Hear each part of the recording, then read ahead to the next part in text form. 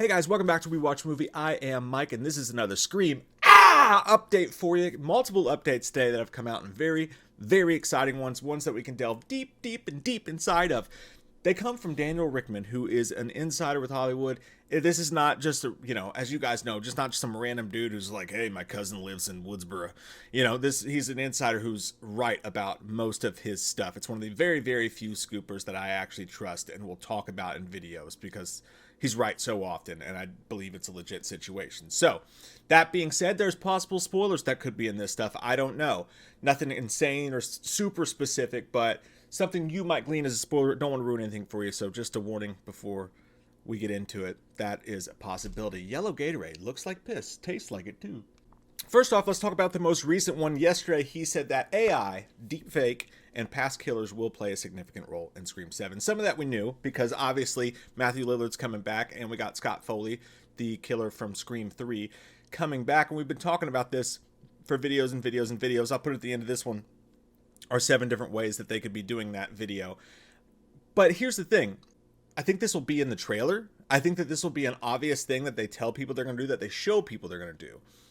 But this next story alters that in a weird way. Because think about it. They announced Matthew Lillard's coming back, right? And in my opinion, it's the most genius thing that you can do if you're actually going to bring him back, to announce that he's back. And then, on the other hand, make up a reason for him to be back where he's not actually back. This way, you don't have to worry about anybody. Because look, dude, there's people taking pictures of toilets on sets, right? Like, there's no way Matthew Lillard could have played a serious part in this movie and it not been leaked by somebody, somewhere. No way it could have happened. So the smartest thing to do is, if you're actually going to bring Stu back, still alive, and I'm not saying they will, I'm just saying this next story I'm going to talk about is to announce him in some other way, like AI, like flashbacks, like any of those things. And we go, okay, so that's it. That's what they brought him back for. You get right back into just chill zone, not thinking about it, whatever. And then if they wanted to reveal him as the killer in 7 or in 8, which some people think they might be filming back to back, it's going to shock the shit out of people. And you got to do so without ever worrying about somebody spoiling the movie for people by taking pictures of the set and whatnot. Obviously, douchebags and these spyglass kids are going to be spoiling Scream 7 left and right the day that it comes out. So we're all just going to have to stay off the internet.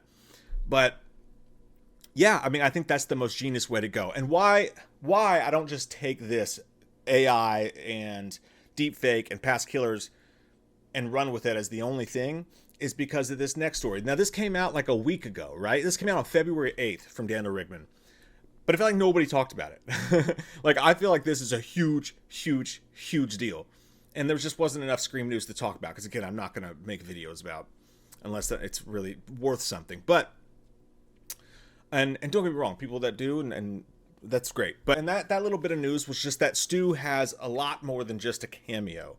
That his presence plays a significant role in the film. To me, that's insanely huge. That's such a big deal. So let's assume for the first part that he's not alive, right? That this is going to be just AI, just deepfake, multiple killers from the past calling, haunting Sydney, messing with her. Okay, first off, we haven't had Timothy Oliphant or anybody else as far as dead characters, or Jill, no one, as far as past killers brought back that we know of yet. That could still happen in the future, but again, that really gives it away. We really, I think, started to expect a lot more names to drop, because you go with Roman, immediately they come with Stu, and then there's rumors that Billy's also going to sign on a will. Of course, they haven't made that one official yet.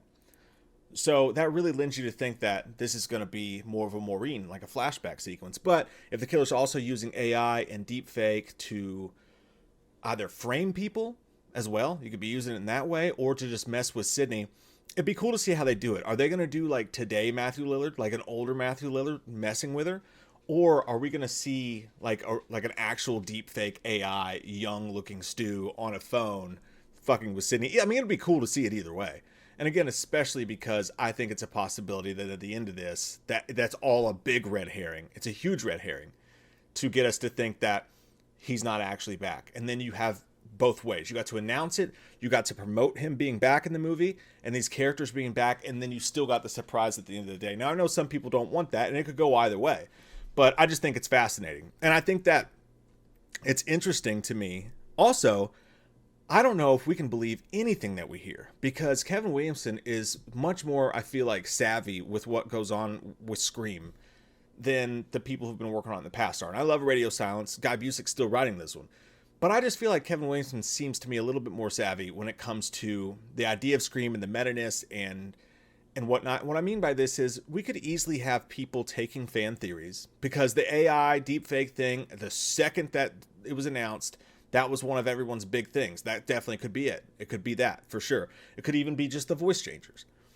But how smart would it be of them to know the people to leak the right information to just fuck up everyone's complete idea of all this? I just want to, I don't think that necessarily, but I just want to maintain that as a possibility, that this could all just be red herrings, because Williamson's good at that. I mean, he's the man who wrote Scream, you know?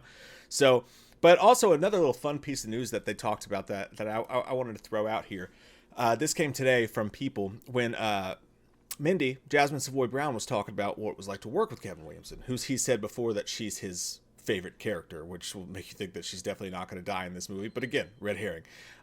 Could just be misleading on purpose. But she pointed out that, I don't know if Kevin would like me saying this, but he cries every day on set because he's so thrilled. The franchise started his career, and I'm really honored to get to play his favorite character. So this man goes on set every day and literally cries because he's so thankful to be there. Now, one, I just want to point that out and just call him a little bitch. No, I'm just kidding. I just want to point out that for all the little boycott Spyglass kids and whatnot out there, and people who are trying to boycott Hard Eyes and spoil it for people, and they would likely do the same thing with this. This is the kind of people that you're actually hurting. You know what I mean? Like, that's the kind of guy, like, gets a big break in his career to direct the franchise that he started. And yeah, it's still a big break, even though Kevin Williamson's a big name. This is a huge deal for him, make no doubt about it. It's a huge deal for the franchise. It's a pivotal point for the franchise and all the people working on it. So you want to fuck over this man because a millionaire actress got fucked over, and she did get fucked over a while ago, and has moved on and is having a great career. Think about that. To do what? Hurt the bottom line of a guy who, what's he going to do?